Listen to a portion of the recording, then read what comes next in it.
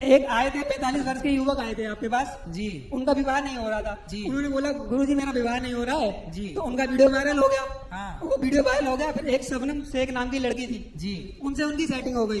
तो सेटिंग हो गई उन्होंने उससे शादी कर ली। शादी के 2 दिन बाद उन्हें मतलब टपका दिया, पहुंचा दिया। सही है। उनको मैंने मना किया था इंद्रमणि तिवारी जी को कि देखो अब आप 45 साल के हो गए हो, भजन करो भगवान का, लेकिन वो नहीं माने मेरी बात और वो एक लड़की के चक्कर में फंसे और उसने मार दिया। एक ही दिन में कहानी खत्म हो गई। ये इसलिए कहता हूँ कि देखो विवाह वहां मत देखो, उसका उदाहरण आप दे रहे हैं, लेकिन वहां इंद्रमणि तिवारी की गलती ये है कि वो उस लड़की के पास चला गया जो फोन पे उसे बुला रही है। वही फोन के चक्कर में मत जाओ। ऐसे तो बहुत लड़कियां आपको बुला रही हैं यहाँ जाओ, आप जाओगे तो मर ही जाओगे। इसलिए शादी कहते ना पानी पियो छान के और विवाह करो जान के। श्रीमन नारायण गुरुजी जी। मैं नारायण दास आपके श्री चरणों में कोटि कोटि प्रणाम करता हूँ। खुश रहिए। गुरुजी कैसे हैं आप? कृपा है। अच्छा जी। जी मेरा वैसे तो कोई सवाल नहीं है। मेरा जैसे मतलब मैं जब से आपसे दीक्षा हुई है हो गए 2-3 वर्ष हो गए हैं, जब से लेके आज एकादशी है, आज तक के जितने भी मतलब व्रत रहे हों, जितने भी तीर्थ याटन हुए हों और जितने भी मतलब परिक्रमा वृंदावन के हुए हों, वो सब जितना पुण्य बना हो, जितना भी कुछ बना हो, वो सब गुरुजी मैं आपके सही चरणों में समर्पित करना चाहता हूँ। अच्छा, आप अपना खुश पुण्य रहिए। देना चाहते। हाँ, धन्यवाद। मेरा जितना पुण्य है, जितनी मेरी सेवा है, जो भी मैंने किया है, व्रत जितने आज का ही व्रत, सारा पुण्य मुझे क्यों देना चाहते हैं? कुछ पुण्य अपने पास मुझे रखिए। चाहिए ही नहीं। पुण्य और पाप मैं बिल्कुल खत्म करना चाहता हूँ। अच्छा, मैं जीवन मुक्त होना चाहता हूँ। तो आप माँ बाप हैं आपके? जी। सेवा करते हैं? जी मैं करता हूँ उनकी। विवाह हो गया? नहीं। विवाह नहीं हुआ? नहीं। करेंगे विवाह? नहीं। क्यों? ऐसे ही बस 2 भाई हैं, उनका विवाह हो गया, मैं ऐसे ही रहूंगा। तो आप जीवन से मुक्त होना चाहते हैं? जी गुरुजी। क्यों? गुरुजी जीवन मुक्त होकर नारायण स्वरूप हो जाऊंगा। नारायण भगवान मतलब मैं होना चाहता हूँ, वैकुंठ जाना चाहता हूँ। तो ये धरती में आपको बैकुंठ नजर नहीं आ रहा है? आ रहा है गुरुजी, ये वैकुंठ ही तो जहाँ मैं बात कर रहा हूँ आपसे। हाँ। आप नारायण भगवान ही तो, मैं हमारे लिए तो। इसलिए आपको मोक्ष जरूर मिलेगा, ये सत्य है। आपको भगवान भी मिल चुके हैं और आगे भी मिलेंगे, सत्य है। जी गुरुजी। लेकिन हम धरती को ही, जो ईश्वर की बनाई ये धरती है, ये ईश्वर की रचना है, इसलिए ये भी एक बैकुंठ ही है। जहाँ परमात्मा का स्मरण हो वही, जहाँ राम तहाँ अवध निवासु, जहाँ भगवान का स्मरण हो, भगवत चिंतन हो, वो भूमि बैकुंठ है। जैसे गुरुजी मैं ये जानना चाहता हूँ, जैसे यहाँ पे दुख या सुख है संसार में? सुख दुख नहीं होता। इच्छाएं यदि आ गई और पूरी हो गई तो वो सुख बन जाती हैं, और अधूरी रह गई तो वही दुख बन जाती हैं। जी गुरुजी। अलग से कोई सुख दुख संसार में नहीं है। इच्छाओं की पूर्ति हो जाना ही सुख है और इच्छाओं का अधूरा रह जाना ही दुख है। तो व्यक्ति अपने अपने तरीके से सुख दुख की व्याख्या कर लेता है और सुख दुख को समझ लेता है, वरना सुख दुख संसार में है नहीं। व्यक्ति अपनी सिचुएशन के हिसाब से क्रिएट कर लेता है। जैसे गुरुजी गीता में जैसे बताया है, निर्माण अमोहा जित दोष संगा अध्यात्म नित्या बिनवृत्त कामा द्वंद्व विमुक्ता सुख दुख संगे गच्छन तमूढ़ा पद्मम व्यम तत्। यदि अगर हम गीता के हिसाब से ऐसे चलें तो मुझे लगता है ना तो दुख है संसार में, ना सुख है। बिल्कुल। ना तो कोई बड़ा इंसान है, ना कोई छोटा इंसान है। कोई परेशान नहीं है, सब सुखी हैं, पूरा संसार सुखी है। गीता के हिसाब से चलने लग जाएं तो हर घर बैकुंठ ना हो जाए, हर घर ना। जैसे गुरुजी भगवान कहते हैं, ब्रह्मभूता प्रसन्नात्मा न सोचति न कांक्षति समा सर्वेषु भूतेषु मद भक्तिम लब्धे परम। जो भगवान के शरण में आ जाता है फिर उसे कोई द्वंद्व रहता ही नहीं, कोई परेशानी रहती ही नहीं। ये जो प्रश्न लोग करते हैं कि मैं इनसे परेशान हूँ, मैं उनसे परेशान हूँ, तो इसका मतलब क्या है कि मतलब वो सत्संग नहीं करते। सही है। अगर वो सत्संग करें, नियमित रूप से कथाएं सुने, तो मुझे लगता है दुख है ही नहीं संसार में। ना दुख है ना सुख है। अब मेरे 2 मित्र हैं गुरुजी, मेरा तो कोई प्रश्न नहीं था। जो मतलब मैं आपको देना चाहता हूँ मैंने आपको दे दिया। 2 प्रश्न हैं, एक कुलदीप है और एक अमन है। वो दोनों के दोनों छुपे पड़े हैं, बाहर है। क्यों? वो एक दोस्त है मेरा, वो शराब पीता है, बहुत ज़्यादा शराब पीता है, मांस खाता है। और वो आपके सामने इसलिए नहीं आया, आप ये कहते हो खाओ माँ कसम आज से शराब नहीं पीऊँगा मैं। तो उसका कहना ये है शराब पीने से आखिर क्या दिक्कत है? जैसे हम मांस खाते हैं, मुर्गी बकरे मतलब खाते हैं, उनका तो प्रारब्ध खत्म हो रहा है, वो तो जीवन मुक्त हो रहे हैं, हम खा रहे हैं, इससे दिक्कत क्या है? तो उनसे बोलो कि फिर तुम भी शेर के हवाले हो जाओ, शेर तुम्हें खा ले, तुम्हारा भी प्रारब्ध खत्म हो जाए, तुम भी मुक्त हो जाओगे। जैसे तुम बकरा बकरी को मुक्ति दिला रहे हो ऐसे तुम भी परोस दो अपने आप को भेड़ियों को, भेड़िया तुम्हें खा के तुम्हें भी मुक्ति दिला दें। वो ये कहते हैं हम जो कर रहे हैं, मतलब ये जो संसार में अगर हम ये चीज़ें नहीं खाएंगे तो वो बढ़ जाएंगे, वो हमें खा जाएंगे। तो बोले इंसानों की जनसंख्या भी तो बढ़ रही है, तो बोले बाप को मार के खा जाओ, फिर चिता पे काहे जलाते हो, शमशान दूषित कर रहे हो। और उसी मित्र का ये सवाल है, वो कहता शराब में आखिर ऐसा क्या है जो पीने के लिए गुरुजन लोग मना करते हैं। अरे शराब पीने वालों से जेल भरा पड़ा है।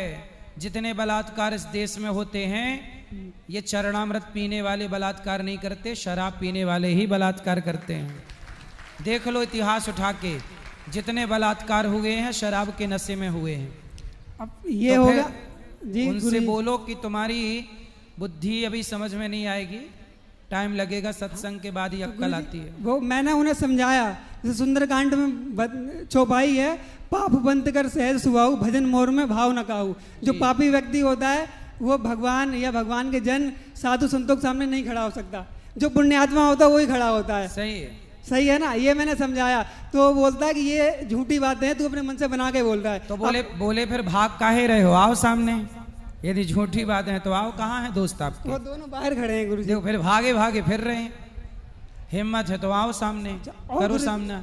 और गुरुजी दूसरे का सवाल ये है कि हमें शादी क्यों करनी चाहिए, शादी से फायदा क्या है? शादी से फायदा ये है कि देखो आपके माँ बाप ने शादी की तो आप जैसे अच्छे लोग इस धरती पे आ गए, ये फायदा हुआ। यदि आपके माँ बाप शादी करते ही नहीं तो आप कैसे आते?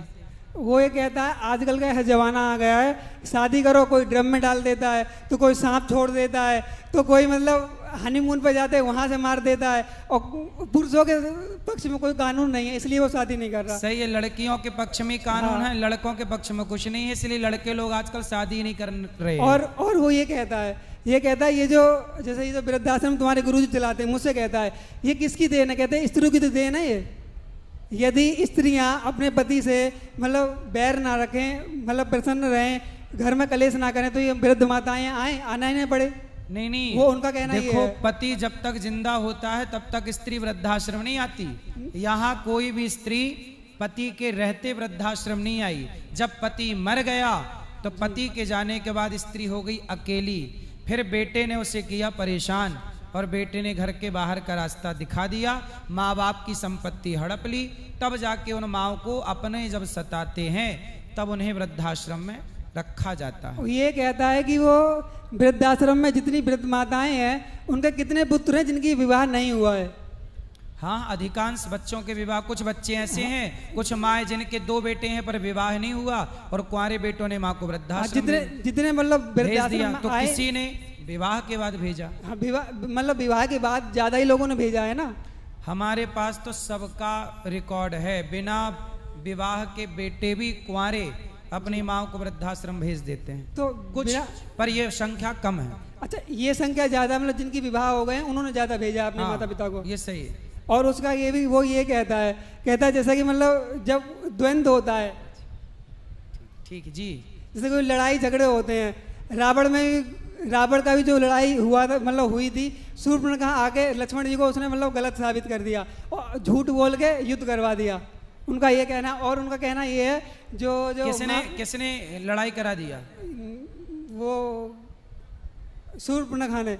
हाँ, तो शूर्पणखा गलत थी। वो उनका कहना है शूर्पणखा के जरिए ये युद्ध हुआ, कितने 1 लाख बुत 1.25 लाख नाती मारे गए। हाँ। और जो वो मंत्रा थी वो भी स्त्री थी, मंत्रा के कारण राम जी वनवास आए। और जो जिन्होंने वनवास भेजा उनकी माता कैकेयी जी, वो भी एक स्त्री थी, उन्होंने वनवास भेजा, उन्हीं के कारण उनके पति दशरथ जी का स्वर्गवास हुआ। तो ऐसा कौन कह रहा था? वो मेरे मित्र ही कहते हैं। तो आपके दोस्त मतलब स्त्रियों से डरे हुए हैं? अब डरे हुए नहीं है, उनका कहना वो सुन रहे हैं ये सारी बातें, वो बाहर ही बैठ के सुन रहे होंगे, इसलिए उन्होंने ये मुझसे प्रश्न करवाए हैं। और वो उनका कहना ये भी है। बात देखो, कैकेयी ने वनवास भेजा, ये बात सही है, मंथरा के कारण सब हुआ, बात सही है, इसमें क्या बुराई है जी? जो सत्य है वो है। और वो ये भी कहते हैं, पर सारी स्त्रियां नहीं होती ना बेटा। यदि कैकेयी का चरित्र है तो कौशल्या का भी चरित्र है, अनसुईया का भी चरित्र है, और जैसे सीता का भी चरित्र है। तो स्त्रियां सब थोड़ी गलत होती हैं। और एक बात आपने कथा में बताई थी, जो भर्तृहरि जी थे, भर्तृहरि जी थे, उन्होंने संन्यास लिया, इसलिए संन्यास लिया उन्होंने। हाँ, क्योंकि उनकी जो पत्नी थी पिंगला, वो भर्तृहरि जी तो मतलब वो बहुत बड़े राजा थे, उनकी पत्नी थी, उन्होंने कही जो मुझसे विवाह करेगा जो सबसे ज्यादा सुंदरी होगी। सही है। और ये चक्रवर्ती सम्राट थे, और उनकी पत्नी कुल मिला के आप लोग स्त्रियों की पूरी हिस्ट्री निकाल के लाए हैं। हिस्ट्री नहीं निकाल के लाए हैं गुरुजी। हाँ। जैसे उनका कहना ये है, वो उस मित्र का कहना ये है, जो वो पिंगला थी, वो भर्तृहरि जी से उनका विवाह हुआ था। सुनो, हाँ, पुरुष भी तो स्त्रियों के टुकड़े करके कुकर में पकाते हैं। जी गुरुजी। पुरुष लोग भी तो स्त्रियों को जिंदा दहेज के केस में आज से 10 साल 20 साल पहले लड़कियों को मिट्टी का तेल डाल के बहुओं को जिंदा जला दिया जाता था। ये अत्याचार तो पुरुष ही करते थे ना स्त्रियों पर। तो स्त्रियां अत्याचार कर रही हैं, ठीक है, नहीं करना चाहिए, पर पुरुष भी तो, क्या स्त्रियों को जिंदा नहीं जलाया गया? क्या स्त्रियों को मार के कुकर में नहीं पैक किया गया? कुकर में नहीं पकाया गया? जी बताओ, क्या स्त्री को मार के लड़की को वो सूटकेस में पैक करके 6 टुकड़े नहीं दिल्ली में हुए थे? जी जी हुए थे। फिर स्त्रियां भी क्राइम करती हैं, पुरुष भी क्राइम करता है। इसका मतलब ये नहीं कि सारी स्त्रियां बुरी हो जाएंगी या सारे पुरुष बुरे। समाज में कुछ लोग बुरे हैं, उनमें पुरुष भी हैं और स्त्रियां भी हैं। जी। आप बिल्कुल ये नहीं कह सकते कि स्त्रियां ही स्त्रियां बुरी हैं, नहीं। अरे ये सही है कि स्त्रियों की भी संख्या अब बढ़ रही है, पुरुषों की संख्या ऑलरेडी पहले से थी, पर पुरुष लोग अब थोड़ा स्त्रियों के को देख के सरेंडर हैं, कम हो गया कि भैया हम ही नहीं मार रहे हैं, हम 3-5 करेंगे तो वो भी हमें मारेगी। जी। और गुरुजी एक आए थे 45 वर्ष के युवक आए थे आपके पास जी, उनका विवाह नहीं हो रहा था जी। उन्होंने बोला गुरुजी मेरा विवाह नहीं हो रहा है जी, तो उनका वीडियो वायरल हो गया। हाँ, वो वीडियो वायरल हो गया, फिर एक शबनम शेख नाम की लड़की थी जी, उनसे उनकी सेटिंग हो गई। जो सेटिंग हो गई उन्होंने उससे शादी कर ली, शादी के 2 दिन बाद उन्हें मतलब टपका दिया, पहुंचा दिया। सही है। उनको मैंने मना किया था इंद्रमणि तिवारी जी को कि देखो अब आप 45 साल के हो गए हो, भजन करो भगवान का, लेकिन वो नहीं माने मेरी बात। और वो एक लड़की के चक्कर में फंसे और उसने मार दिया, एक ही दिन में कहानी खत्म हो गई। इसलिए कहता हूं कि देखो विवाह वहां मत देखो, उसका उदाहरण आप दे रहे हैं, लेकिन वहां इंद्रमणि तिवारी की गलती ये है कि वो उस लड़की के पास चला गया जो फोन पे उसे बुला रही है। वही फोन के चक्कर में मत जाओ। ऐसे तो बहुत लड़कियां आपको बुला रही हैं यहाँ आ जाओ, आप जाओगे तो मर ही जाओगे।